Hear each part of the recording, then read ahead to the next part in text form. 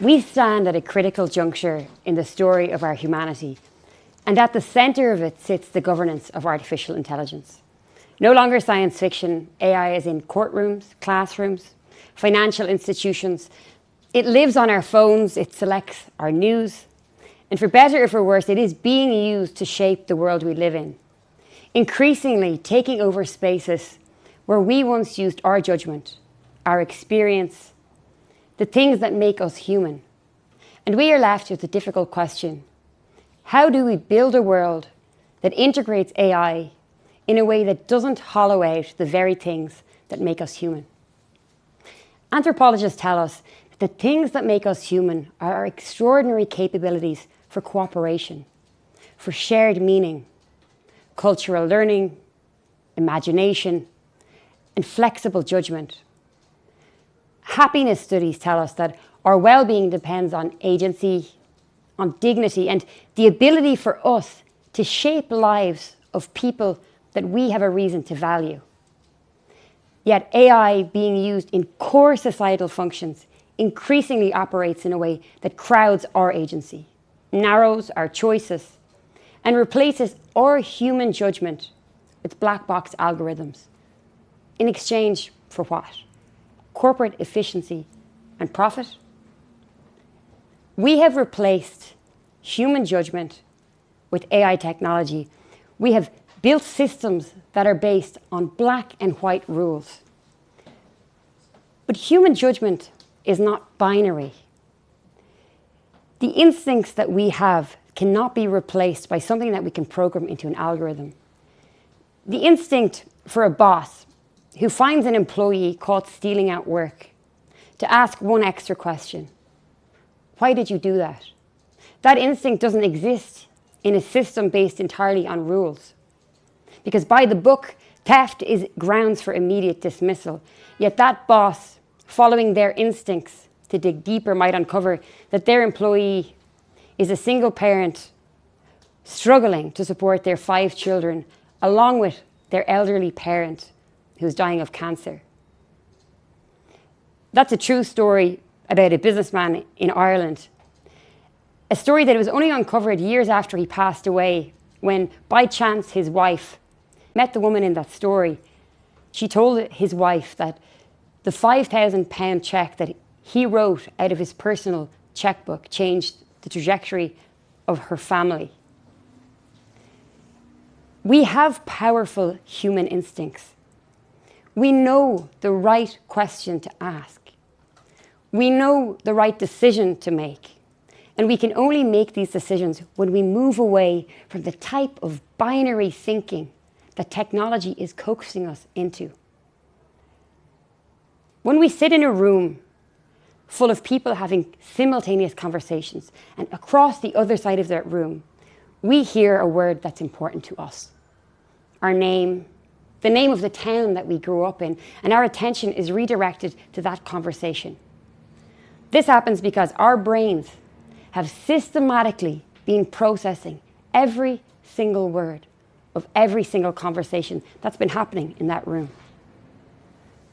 Our senses allow us to absorb vast amounts of information that feeds our intuitive decision-making in a way that, firstly, we do not understand, and secondly, we cannot program into an algorithm.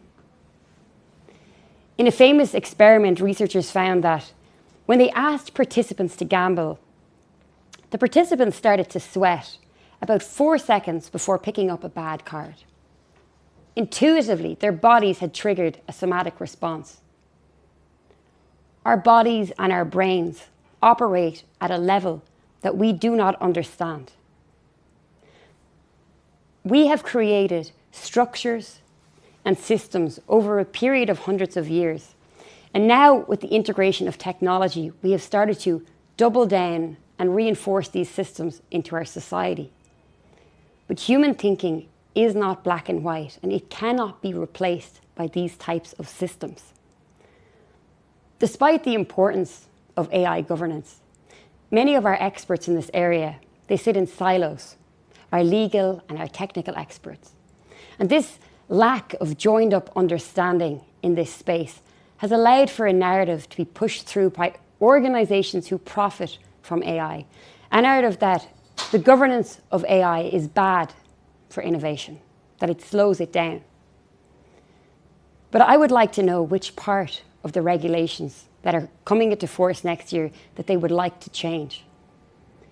Is it the part that requires that AI systems not be used for the mass manipulation and control of populations? Or is it the part that requires that when AI systems are being used for core functions in our society, like impacting democratic elections, that these systems have transparency, that they have performance metrics, that they are monitored over time to show that they are safe? How can we integrate AI into our society in a way that is trustworthy? Let me take you back to 2018, when the EU established a high-level expert group to answer this question. The group consisted of a cross-section of society, experts in policy, law, industry, and academics, and together they published the ethics guidelines for trustworthy AI. This included 7 principles to guide the responsible development of AI. These principles are referenced and laid the foundation for what later became the EU AI Act, which is the legislation in Europe that's currently being rolled out. How can you regulate something as fast-moving and broad as AI? Well, the EU focused on the utility of the system, and they identified a number of use cases by which, if AI was being used in a way that was unsafe, it would pose a risk to our fundamental rights. These include things like access to education and essential public services. And if systems are being used in this way, they're required to show documentation on how they were built, how they were trained. People who are deploying them have to have performance metrics in place, which are monitored over time. There needs to be transparency and human oversight. Yet, businesses operating this space are pushing back at the basic requirements that we are trying to roll out in Europe. Many political and industry leaders have also bought into this narrative, this idea that governance is slowing down innovation. But innovation can happen in many directions. People talk about innovations that are happening in Europe, innovations that are happening in America, innovations that are happening in Russia. But innovation is not a singular track. There are many ways by which we can innovate. I would like to know which are the metrics or the KPIs by which we measure the most innovative countries. Is the country that's innovating best to have the happiest population, to have the lowest levels of poverty and crime, the lowest levels of gun violence? Is it the country that's innovating to have the highest level of access to healthcare and education? Or do we ignore those types of innovations and decide that the most innovative country is the one with the most billionaires? We are so focused on the speed of our AI innovation train relative to the tracks laid out by other countries that we haven't noticed that those tracks are leading us off a cliff. There is another narrative around AI, something that's been explicitly excluded from the AI Act, and that is AI use in warfare. Some of the narratives around AI use in warfare are also pushed out by those companies that profit from them, people in the business of war. And one of those is that war is good for science and innovation. But again, innovation is not a singular track. There are many ways to innovate. And yes, we do get scientific discoveries from war because science comes from money and war is a business. In World War I and World War II, the company DuPont, they built bombs. They had scientists and chemicals and factories, and they discovered many things, including Teflon. Teflon was originally used for military applications, now widely used in non-stick frying pans. Now, had we sought to innovate to find the best type of non-stick frying pan, I'm not sure that we would have ended up with Teflon, a substance which for many years now has been correlated with causing cancer.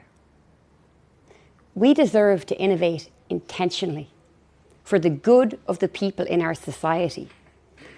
We deserve better than the leftover innovations from the minds of warmongers and greedy tech CEOs who have showed consistently a lack of integrity and a weakness in the morality of their characters. There's a number of changes that are happening outside of the area of AI governance. So Whilst we are trying to make changes around governing existing structures that are in place, over the past 20 years, what we've seen in this acceleration of technology and how it integrates into our lives, the arrival of the smartphone, mass use of machine learning, and now the arrival of large language models. The way that we've structured this into our society has come out of a specific group of people. So we could have built technology to do anything. We could have focused our energies of the past 20 years to solve many problems in our society. When we create technology or any system or structure, we do so from our own perspective. Every decision we make, from the utility of that technology to the design, the build, how it operates, inherent in it is us, our morals, our thoughts, our values, our priorities. The people who have built the technology that shaped the world, that holds their priorities, their values. And those are not in line with the greater populations that are impacted by those technologies. The unrest that we feel in the world right now is a direct consequence of this. There's another change happening due to the cost of building technology lowering. So because of AI, you can now build technology for much cheaper. Prior to this, in order for us to get technology out into the world, hundreds of millions of euros of investment was needed. And to do this, you have to go through the golden gates of Silicon Valley.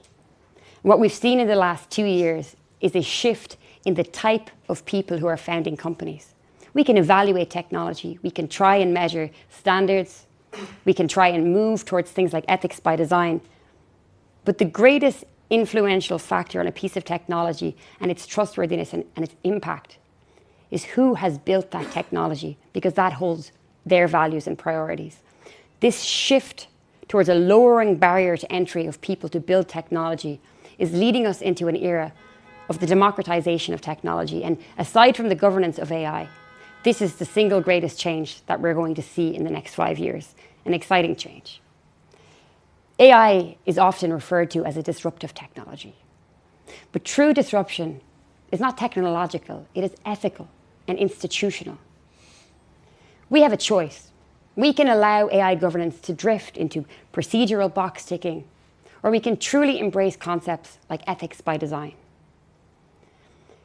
AI and technology cannot replace the human capabilities that have guided us for millennia, our intuition, our sense of balance, and our ability to find meaning and make good choices where logic alone falls short. The real challenge that we face is not how to govern AI, but how to build a world where technology complements, rather than erodes, our powerful and complex humanity. Thank you.